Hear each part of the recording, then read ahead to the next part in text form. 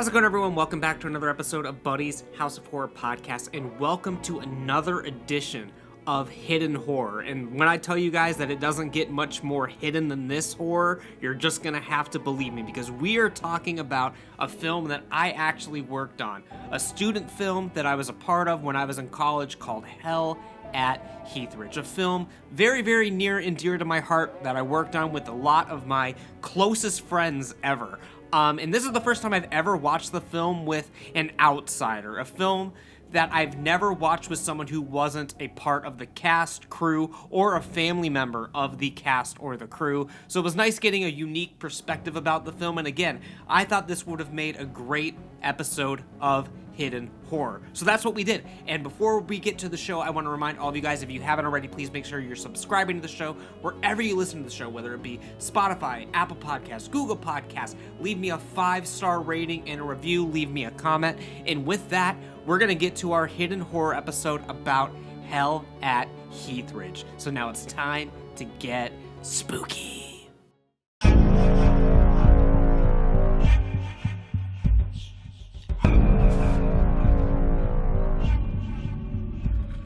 How's it going, everyone? Welcome back to another episode of Hidden Horror. Very excited to be here with you guys today, and very excited to be with the legend himself, Midnight Miles. How are you doing, Kat?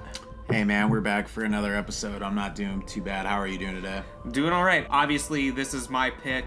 Miles had last week with Toad Road, and I did the pilot episode, of course. So I just wanted to say thank you for everyone that has checked out this series so far. Both of us have been hearing very positive things so far about the episodes that we've done. So once again, just want to say thanks about that. Yes, sir. I want to do a shout out to my friend Dylan Barker from Pittsburgh. Thank you for checking out all the stuff this month. He's been checking out some of your other stuff. He really likes Hidden Horror, and he did make a recommendation that we will be doing on a future episode. Probably, I mean, I haven't talked to you about this too much yet, but I figure maybe we're going to have some new ones dropping after the new year. Right. So there'll be a few out after the new year. I mean, still keep listening. We have a few left in this season, but we'll probably have a few in January. So I'm thinking we'll do his pick as one of them. So shout out, Dylan. Thank you for listening. I appreciate you, brother. Yeah. So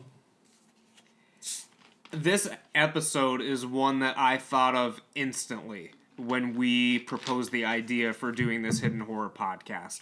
Because this is pretty much as hidden of a horror as you can possibly get. I'd like to say real quick, I have no fucking clue what he's picking on this either. He's done this to me now 2 of the 3 weeks. So anyways, continue. So, well, it's good because, I don't know. And part of what I like about doing these is, like, I like that we have our regular shows that can be sort of more formulaic, right? Like, we do a series ranking, we do a list, something like that. Yeah. But I also like to be able to play with the rules, reinvent the format of how we do things, do some things different, do things unexpectedly. I like to sort of expand the boundaries of what our shows can be.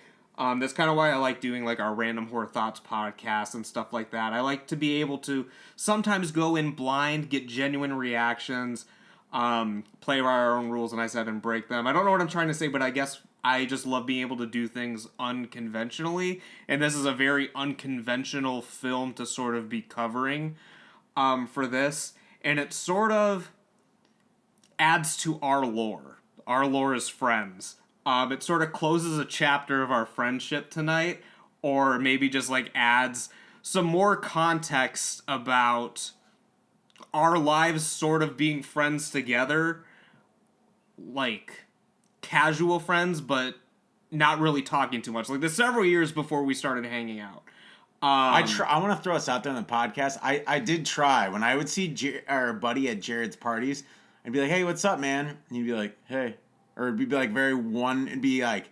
And I no problem with you, but I was always like, "Oh, all right, man." Like, I was very shy, very awkward, especially with people as high profile as Miles. Oh, like, Miles, one of the Ashtabula legends. Like, one of the first concerts I ever went to, like, as a kid, they're like, "Hey, show up to the beach." The lead singer of the first band was Midnight Miles, so he was always a legend of the community. So, but this film sort of focuses on one of the first conversations I vaguely remember having with you. This is about 11 years ago. And something that we've always talked about doing, not necessarily on a podcast, but something we've always wanted to kind of do is check out some of the shit that we've worked on. So tonight we're going to be watching a film that Miles has told the story about many, many times, that he almost fucking worked on this film with me. Is this the Kent State? We're going to watch the Kent State's Hell at Heathridge tonight. Hard. So... Hey, fuck you, Kent State, for not wanting to...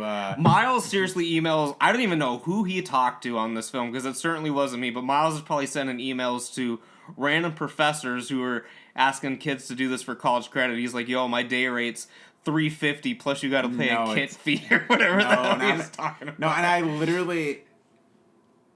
I even told them, I was like, I will do it for meals and just the kit fee. And Kent State wouldn't even... No, it was whoever was coordinating. Like, it was actually someone... I don't know, because I don't know why I wasn't in contact with you about it, but I had someone's, like, actual, like, contact. I don't know, you would probably know whatever. I'd have to go back in time and pull up that old Gmail. But, like, someone had gotten a hold of me. I don't know, was it through you or was it because of someone else? No, because I actually looked at all of our old messages from 11 years ago, and literally I messaged you about it, and you did not respond. So I don't know who you were talking to about it originally. I just checked our Facebook messages or whatever. Wow. But, like, I don't know who you were speaking to, but I had only found out later that you had contacted the school and, like, tried to, like, work on it, because then, I don't know. But, so I don't know who you were talking to about it. Was it that one, or was it one of the other ones that you worked on? What was the one? Is this the one with the ghost? I think this is the one, isn't it? Well, we're gonna watch it in a minute, but yeah, right. This is the one. I'm excited to see what you think. Just a couple prerequisites to this. I mean, obviously, very low budget, extremely no budget whatsoever. But I just thought this would be like an interesting, because when you talk hidden horror, it doesn't get more hidden than this. Yeah. So. Hey, somewhere I won an award for like a science fiction film I did back in 2011. Somewhere it premiered years later at an LA festival. One of the guys who actually helped me get the job on it was there, and he's like, "Yeah, we won an award." Sent me like a fucking like basically e-certificate, and I was like, "Great." Yeah. So like, doing anything with film. I know I'm cutting you out a bit, but it's like. You never know, especially when it's like true low budget, like when someone's gonna see it. Will it hit the light of day? Like the amount of film projects I've had, they got canceled because they lost all their money or a producer or somebody fucked up, is at least around a dozen right now. And I hate to say that. I have so many like I have around like 10 to 12 like scripts that were sent to me, like everything was gonna go, and then like I actually, like, the production fell through. They couldn't get this. One guy pocket dialed the accident, like one of the producers, and was talking shit on them, and the other guy canceled the whole production. I mean, a couple of them were like, one of the dudes, it was supposed to be a 3-picture like short film deal, but it was good money. And then he got hired by some like massive photography firm, but they wanted like exclusive, like everything. Right, he couldn't work on anything, and it was like really good for his family, so he canceled it. I mean, I have all the emails. I've run the gamut of, like, why I don't fuck around with independent film that much anymore is because after I had about a couple, like, and somewhere, and let's say half of those films I did, like, pre-prep work for, or bought stuff, or started making stuff. After you have about 8 to 12 films or projects that were, like, were all paid money, that somebody fucked up, or they decided to use CG on a couple of those where they decided to use CG, even in this, like, I just couldn't with Kent. Like, I tried to, whoever I was talking to, like, I tried to give as much as I could, but I basically was like, I'm not going to come out for free on this, because I was working the haunted house and another job at the same time. Like, if I was going to make the time to do it, it's like, at least pay for the makeup that I'm going to give you and feed me. Yeah. Like, even that, I didn't want to go that low, but I mean, like, I was trying to just to work with people. But anyways, But anyways, we will talk about, obviously, your thoughts of the film, some behind the scenes, and some other stuff on the other side of this. So get ready for probably the most cringe and embarrassing moment of my life making Miles watch this. So we will see you on the other side. I'm looking forward to it. Alright, well, we just finished watching the film. As a side note, I'm blown away. I just got on Letterboxd just to see, and this is actually on Letterboxd. It's been watched by like 10 people, but it is on Letterboxd. I'm going to have to give it an official review after this. Yeah, it has like 5 ratings. So, well, I mean, obviously, I've seen this a lot. This is my first time watching this back in about 8-ish years. I mean, we shot this 11 years ago. Had we done this podcast last year, this would have been for like a 10th anniversary thing. But like, I don't know. I can talk about whatever you want, but I'm curious to hear what your thoughts of it are first. So. Yawn a sec first. We'll start with that. That's my review, actually. I'm just kidding. I want to commend you because you had like 5 or 6 fucking things in the credits. And as someone who's also worked on independent films, most of the time just with makeup, the first thing I ever worked on, I did props and like also like some on-set like on-hand stuff where I had to do an opening a door for a segment. I had to switch like a throne room around, like did some stuff like so, but I haven't had to do, 5, 6 roles, stuff like that. So I want to commend you for that. And that's just what I was credited for. I mean, like, as I said, like, I mean, obviously, Right. like, on these indie sets, you kind of just, like, do whatever you need to do out of necessity. That's how I became, with as many roles as I had on this film. Like, I started, like, just as the casting director. And then, like, Right. as other shit came up, I mean, obviously, you saw, like, location manager, special effects supervisor, like, all this other stuff. The librarian, Buddy Candela, has an acting role in it yes, as well. do have an acting role in it. I will say you were probably one of the best actors, no bullshit, in this. Even though you almost cracked a smile at that girl once. I saw it, and then you caught yourself. I thought that was good. I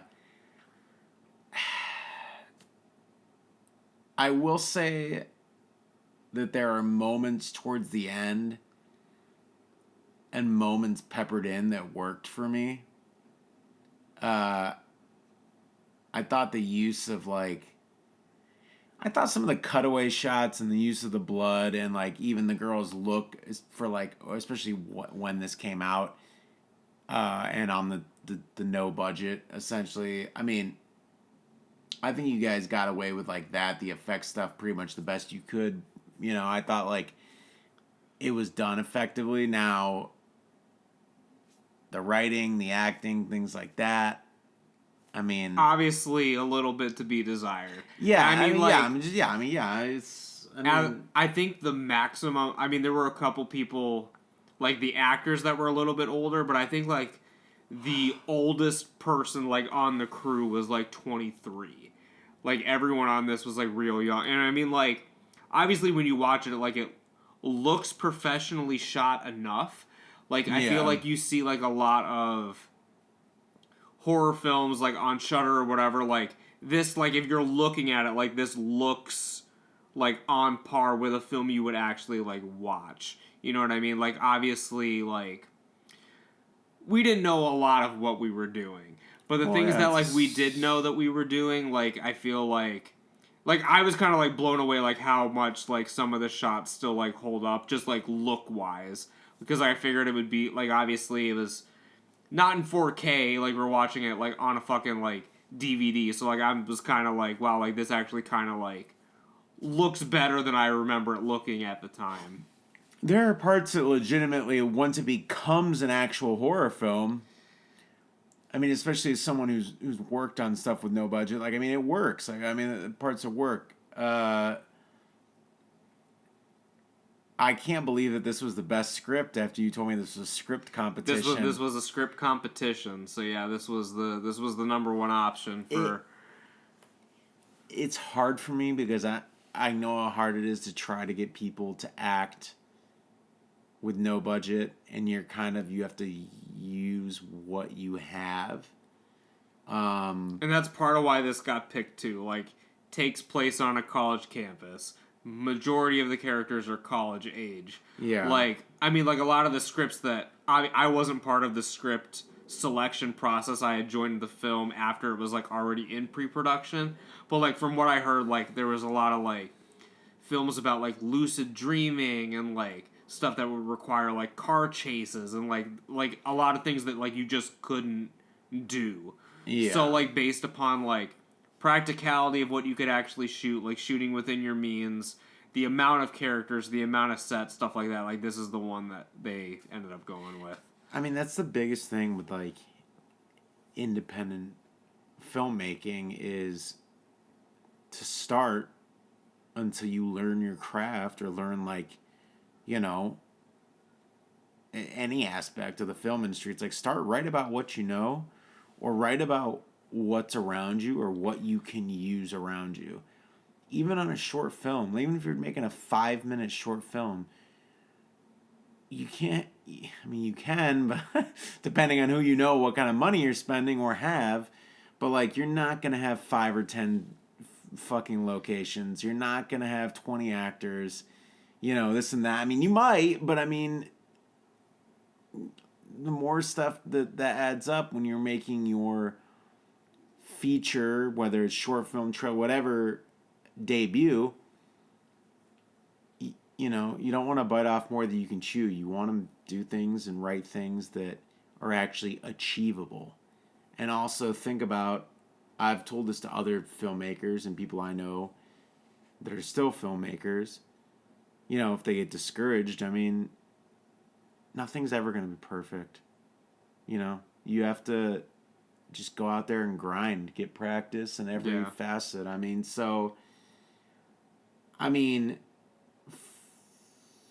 for a bunch of people that really, you know, had no experience, I mean, maybe teaching, but no working experience. I mean, it's hard to fault it for the things that, you know, besides, I think some of the characters' dialogue was just abysmal. I mean, just being honest. I mean, no, like, I know. I mean, it's hard to. I'm trying to not. It was a fun enough watch, especially because honestly, it looked older than what it was. Like I really thought. Talk a little bit about the, because we had obviously had several conversations during the film. So like, kind of talk about like the costuming. And, like, kind of like what you were thinking about, like... Costuming really does look like mid-2000s, like back when I was in high school. Like, if you would have told me that this was shot in 2012 or 2013... Granted, there's obviously a bleed over in the decades, but... It looks very 2007. Yes. And, like, part of that, like, I know because I was there, but, like, there was a lot of worry about like getting in trouble, so like they didn't want to use any licensed stuff, so like it couldn't be like stuff with any logo, so like it's basically just like whatever generic clothing you could find that didn't have like even like an Abercrombie logo, like they were scared to like use that, like you know what I mean, like they just had to like, no, I get it, I don't know, go to Old Navy or whatever and just get like, all right, this is a basic t-shirt. And then obviously like Heathridge is a fake university, so we had to get shirts made like for the university, the one that say HU or whatever, and like the set dressing, like I don't know if you noticed, but it's literally just a cardboard circle that they would use in every set and just move it around. Yes, I noticed. I don't know, man. I mean, I commend you guys. I mean, I don't know if you want to explain more of like the behind the scenes. I mean, it's hard to compare this to even the most lowest of low budget other films, because some of them there might have had actual casting calls or had this or had script rewrites. I mean, when you're doing something at this level, and also when there's a lot of cooks in the kitchen, I mean, sounds like there was a lot of people doing this, doing that. Enough cooks in the kitchen that maybe aren't like-minded, don't have a ton of experience. I mean, you talked about some of the nights that seemed like they went on forever. I mean, when you have that many people with inexperience and just kind of going out like their first feature or whatever, it's gonna be a big fucking headache. Yeah. I mean, it's. I've worked with people who've, and I'm sure you have too, but like worked on like numerous sets and have a fair amount of credits and stuff, and shit still happens. I mean, I was on two different shoots, and the guy running sound, one deleted half the morning's worth of sound. Jesus Christ. Like literally 2.5, 3 hours worth of sound just gone. And then the other guy didn't have the mic or whatever it was hooked up right and just was recording nothing for half a day. So I mean, I've been on some things where it was like, and these are people that like, we were all hired for our roles. It wasn't that we knew and like we were hired because of prior credits or portfolios or things like that. So I mean, when you have people that have none of that, I can only imagine how difficult this was at times. But I'd like to commend the DVD menu because this looks like a legitimate DVD menu. I mean, especially from like me, a person who in the 2000s was running. I mean, I had a period of probably 6 or 7 years where I saw every low budget piece of shit that was printed on DVD imaginable. So DVD menus are a lost art. I'm serious about the menu art. When you popped in, and I was like, oh, all right, I mean, I don't know. I mean, what do you have to think? I mean, so I guess like a little bit of the behind the scenes, just for like a background kind of thing. So like, they started this in the fall of 2012. That's when they did like the script competition. And then so like they picked the script, and then so this actively was being made for about a year. So it started January 2013, and then this premiered December 2013. So I mean, really like less than a year. Shooting was only 8 weeks, and like I said, there is like a longer version of this that had existed. Like there was like a rough cut. I want to say that was like around 100 minutes. This one's 76.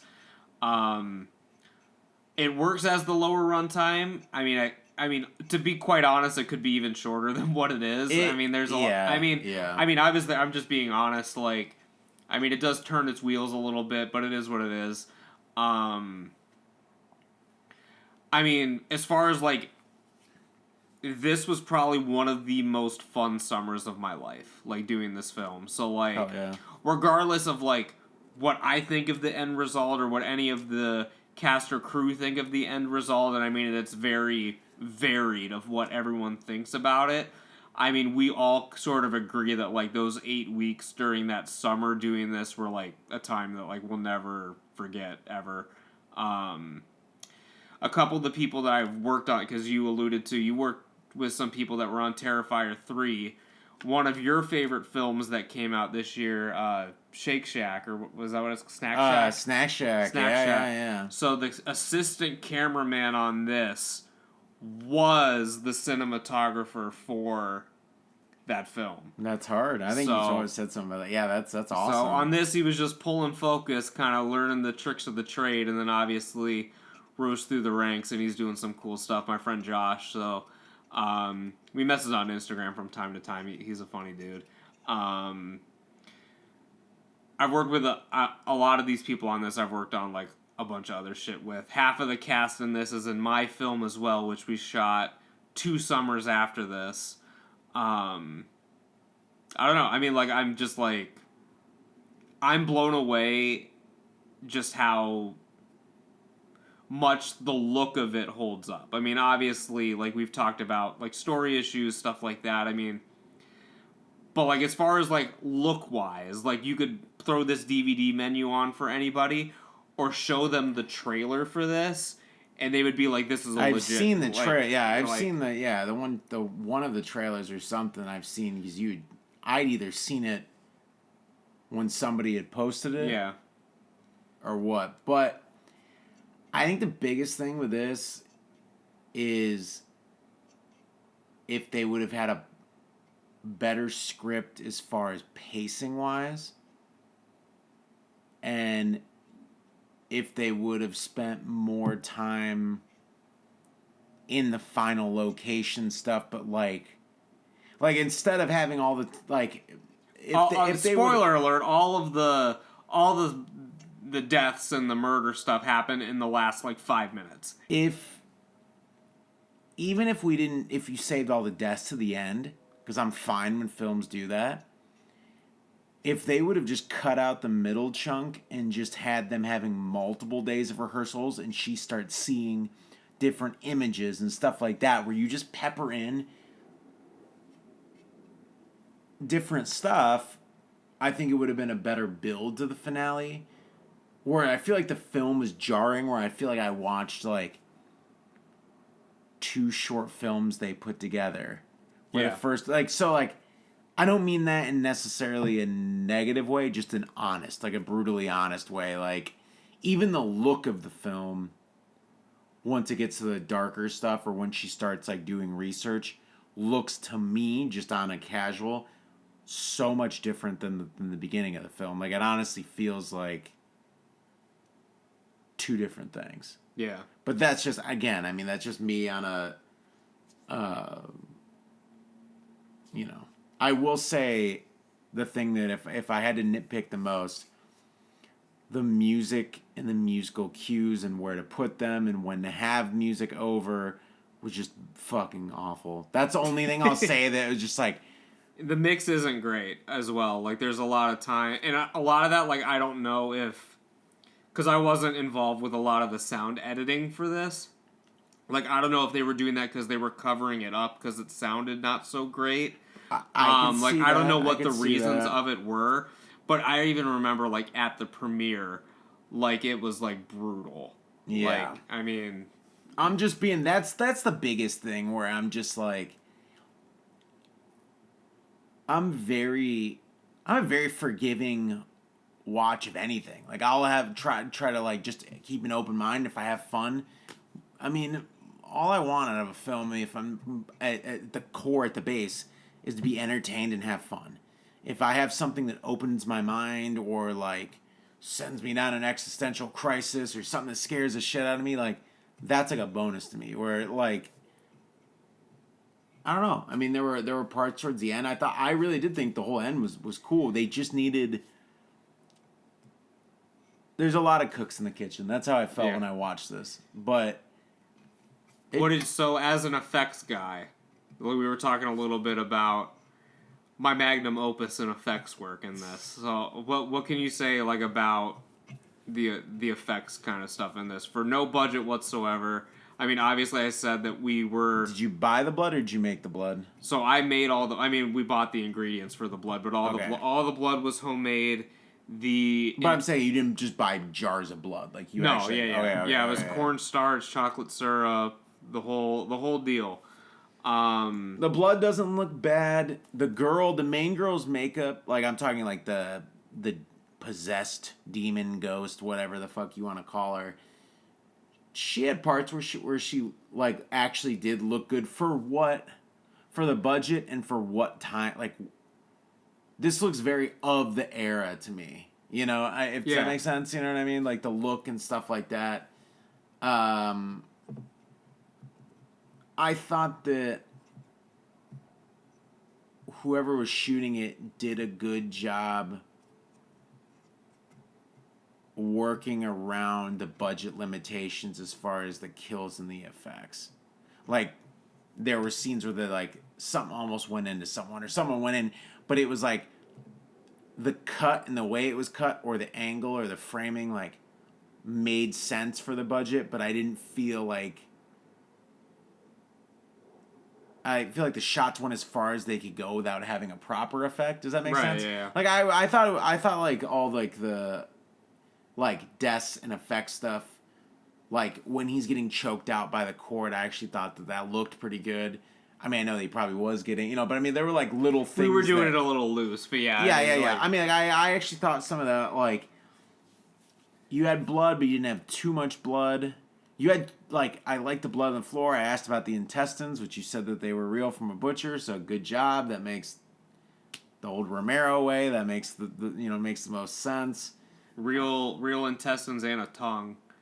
There you go. So there's a behind the scenes video. I'll have to find it for you sometime. I have a hard drive, but basically, like, I made so much blood that we had tubs of it left over, and like we shot this in a dorm, so obviously the dorms had showers. So at the end, I let the main girl, Jenna, who plays Emily in the film, I said, I've been doing you up with blood like all year so you can dump whatever's left over all over me. So like there's a video that exists of me just getting buckets of blood like poured all over me on the last day of shooting. That's hard. Good man. No, I mean I thought it was fine. I mean it just I'm not gonna like biggest thing is like that one guy, like some of the bruising and some of the actual makeup things, you know, a little bit dark, but that's it. I mean, but bruising, any kind of anything. The one thing I always say, less makeup is more when you like shoot on camera, because I'll have stuff where I've like made up, like, oh, it doesn't look like I have this much on there, and then you get it on film and it pops. You know what I mean? Like, so it's like, or like pops in the right way. So I just honestly think, as far as, I think everyone, I mean, it looks like did as good a job as they could based on. What did you think of the? There were many conversations during the film, and PJ, I love you. You're great. What did you think of the character of Dale? I mean, I don't think he's ever got pussy before, and I think that might have been his first kiss. You know, like if I'm like fictionalizing that character. So obviously, in hindsight, I know the motives behind a lot of the things they were doing in this script. And had we been shooting this again, or like we shot this today with everything we know now, his death would have made a little bit more sense, because the way the writer originally wrote that was and we had to shoot a different way for a number of reasons, but the idea was yes, the character was a virgin, that was his first kiss, and when he dies, which I think he should have been the one that died like last. I don't know why they had it like in the middle. Yeah. But I agree. The original idea was the Emily like ghost character was supposed to be on top of him, which is kind of like what he always wanted with the person, but they were supposed to be like juxtaposed in like a much different way that we didn't end up being able to do. See, that would have been. I would have liked that. That would have been good. Like, every death, like, had a meaning. So, like, the guy that gets his tongue chopped off, it's because he was, like, always, like, very stuck up, and he, like, had a mouth to him and all. Like, everyone's death originally was supposed to have some sort of link back to their character.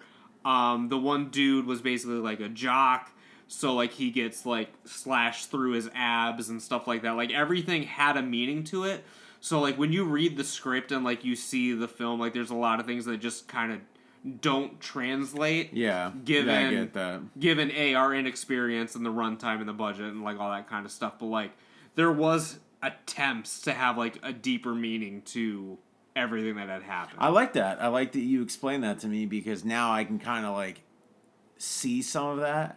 But if someone were to just pop this on Shudder, like, they would have no idea that that was, like, the intention. Yeah. But sometimes stuff just gets lost in translation, or I mean, there's independent filmmaking's hard. I want to throw that out. Like it to get what you're looking for, and a lot of independent filmmaking is compromise. It's so much compromise to maybe get something that works or doesn't work. I mean, it's been funny. People always shit on budgets or shit on this or shit on that, and I'm like,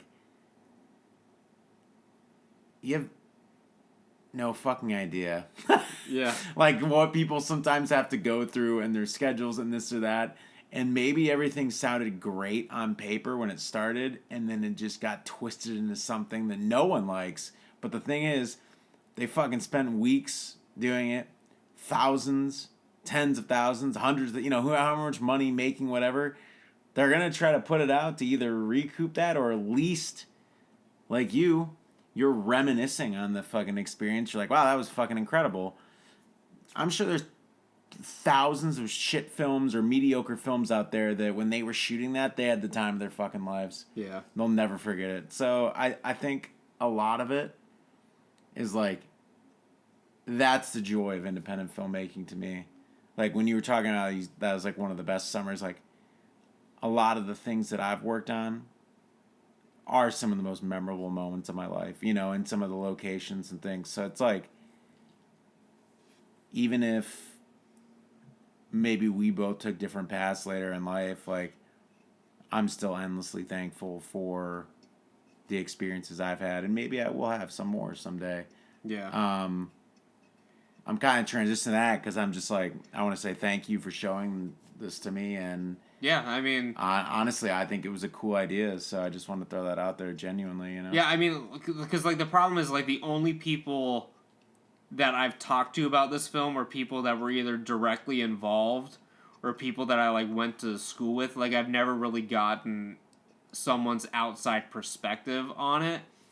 In terms of, like, release, we were able to get this into Family Videos across the United States. Of course, Family Video is no longer in existence. That's hard, but people were able to watch it. Like, if you go online, like, it's been reviewed by, I mean, like, obviously no one huge or anything, but, like, people have seen it, like, from all over the place for some reason.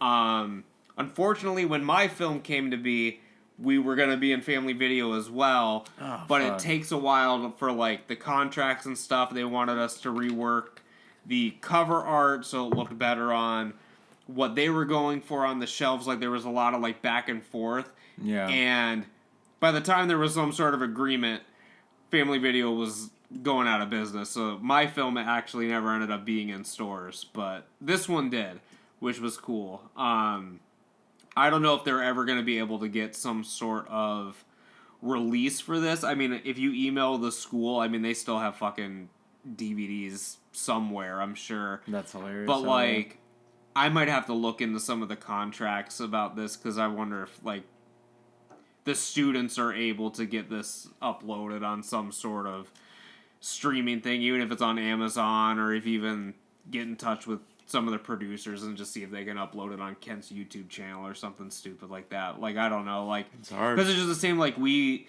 did this, we did my film, obviously, and, like, there's just, like, no real way to watch it unless you own it. I was saying before we were on the air, I mean, there was a contract, a couple ones I work with, that I was supposed to get copies, and it basically what you just described just took so long for it to come out and do the stuff. Like, I'll never see a couple of those, you know what I mean? And it's like, it's hard. I keep going back to the moral of the end of this, but, like, independent filmmaking is... It's very hard. it sucks as much as it's great. I don't know, man. I don't really have... I'll take a line from you. Buddy always says this once a podcast. I don't really have much more to say about it. I mean, or there's not much to say about it. Yeah. That is my classic Buddy line. I love... I mean that in, like, a genuine way. So, but... Thank you for surprising me with this. Honestly, I'm glad I watched it, man, and I that's why I kept it a surprise. I figured it'd be better for the genuine reaction. I hear acorns falling all over my car outside. I hope someday to see some of the stuff that you've done. Is there anything that, like, you have? Like, have you seen... Like, I know you've worked... Obviously, you've probably seen some stuff, but, like, is there anything that you own that you've been a part of? No, everything was, like, online, or there's still a few things that are on, like, YouTube. Like, the ones that I've done, like, trailers or short films. I swear to God we watched a couple, like, one night, because you showed me trailers. We did, like, a long time ago. We might have, yeah. The one that I talked about where the guy reworked it, the initial trailer that was actually good and had all my makeup effects, there was at least, like, 4 or 5, like, decent effects on it. That at some point had, like, I don't mean a lot of views, but I mean, like, tens of thousands of views, which for me, I was like, all right, yeah. Somebody is, like, watch this. But a lot of I guess the last thing that I worked on right before the pandemic, and it took years, but it finally came out, was Grandma's Apartment, which was the one that was shot in Pennsylvania. I was able to go to the end of 2022, the premiere for that. They had it in a small theater. It was nice to be able to watch that in theater. It was a cast and crew screening, but they did do a couple of like paid screenings that people, you take it normal screening. But that was fun. I'm glad that those dudes put a lot of like time over a couple different years of shooting slowly. It was like funny for that to be out. I know that was in some film festivals. I think I have a link to that somewhere where you can watch the whole thing for free. I would watch that with you. I might have to follow up on that because I would like to watch it again, like you said, with people. Yeah. And see what you think. But also, I could explain some of the behind this. The effects were fun. That was a funny shoot. So but to be honest, a lot of the stuff that I worked on was from 2011 to 2014. So I mean, I have a couple things after that, but unfortunately, I have so many things that were canceled, which is kind of why I just don't fuck around with it too much anymore, because it's hard when you invest yourself in something financially, emotionally, schedule-wise, and then the rug gets pulled out from under you. So yeah, but thankful for the experiences, thankful for this watch. I don't know, man. Don't have much else to say. Yeah. Well, hopefully we make something together someday. This is the goal someday. Yeah.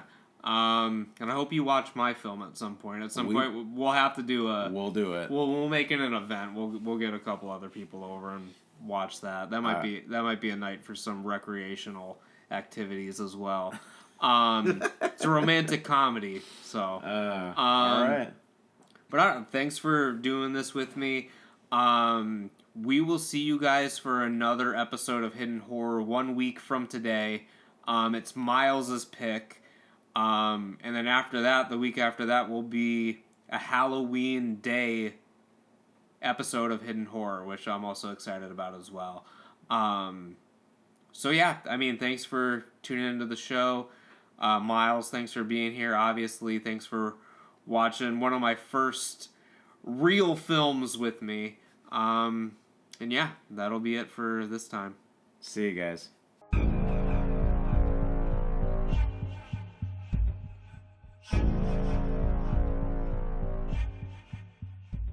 Well, that's about it for this time, you guys. I hope you enjoyed this episode of Hidden Horror. If you liked it and will be so happy to subscribe to my channel, I will be eternally grateful. Make sure you guys are leaving me a rating, a review, giving me a thumbs up over on YouTube. However you can help spread the good word about Buddy's House of Horror is always an amazing thing. And we will see you guys back here again for another episode of Hidden Horror coming very, very soon, and another episode of Buddy's House of Horror podcast dropping tomorrow. So now, go enjoy your day and have a great autumnal delight season today, everybody. So now take care and stay spooky.